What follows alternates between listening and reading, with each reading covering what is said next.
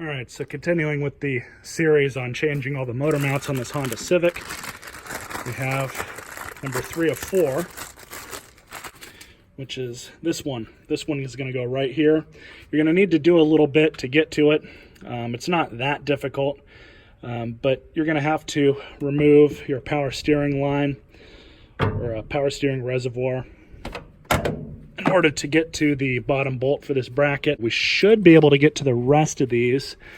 I might have to remove the move the ABS modulator out of the way in order to get to this one. That's right down in there, but we might get lucky with that one, so we'll see. So I did manage to get my really long thin profile ratchet down in there. So I'm just removing this 12mm bolt. Probably gonna end up dropping it, so I have to be really careful. Make sure I know where it goes. Getting that back in there is going to be pretty fun, though, I'll tell you guys that much.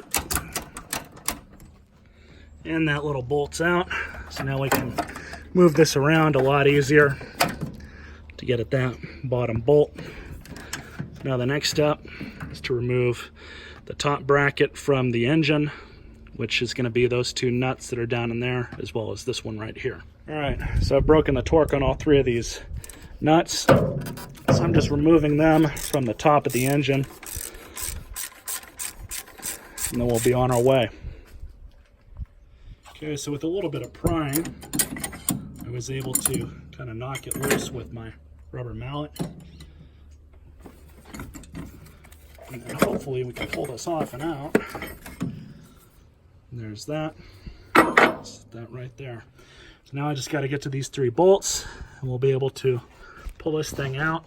I don't know about this one. Like I said, I might still have to move this whole bracket kind of just enough to get to that bolt, but we'll have to see where we're going to go. So with a little bit of swearing, I was able to get that last bolt out.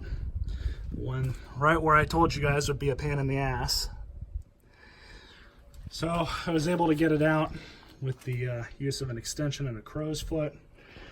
And I did undo both of these 2 bolts up here, so I can move this around a little bit, and that certainly helped.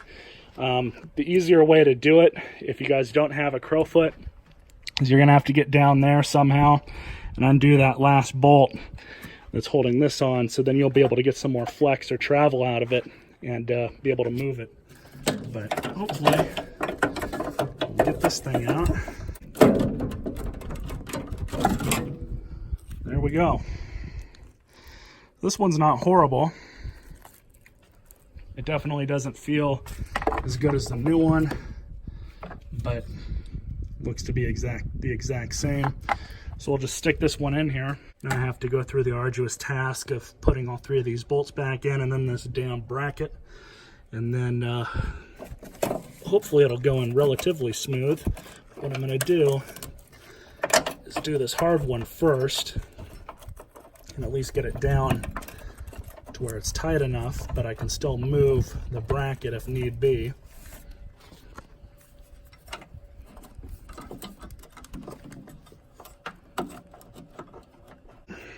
So that's on and in place. Now just to somehow get this thing back on.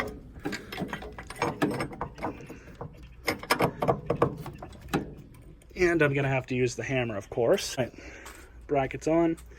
3 nuts are on and nicely torqued down. So now I just gotta remount this thing. That's all back in and in place. Last thing I have to do for this mount is put this bolt back into this bracket right here. Now this is a trick I've done for years.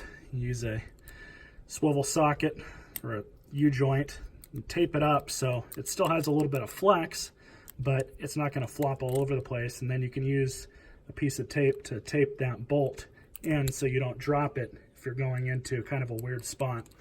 So I'm gonna probably have to have 2 hands to do this, so I apologize for that, but basically you just fish it back in. So I've got the right tools to do it, but I'm not gonna bullshit you guys. If you don't have a whole bunch of tools, you're gonna have to take off your power steering pump, or at least somehow move it out of the way to be able to get to this bolt that's in here that holds this on. Now, I was able to be lucky enough to get my little impact driver in there and do it exactly like this. That worked for me, but if you don't have those tools, you're gonna have to get your power steering pump out of the way at a bare minimum. At least, like I said, just move it. But I was able to do it like this. So if you guys are able to use one of those, or just a socket and a ratchet and do something like this, you could probably get that bolt for this back on. Unfortunately, there's really no way around that. But anyways, so that's all there is for that mount. Now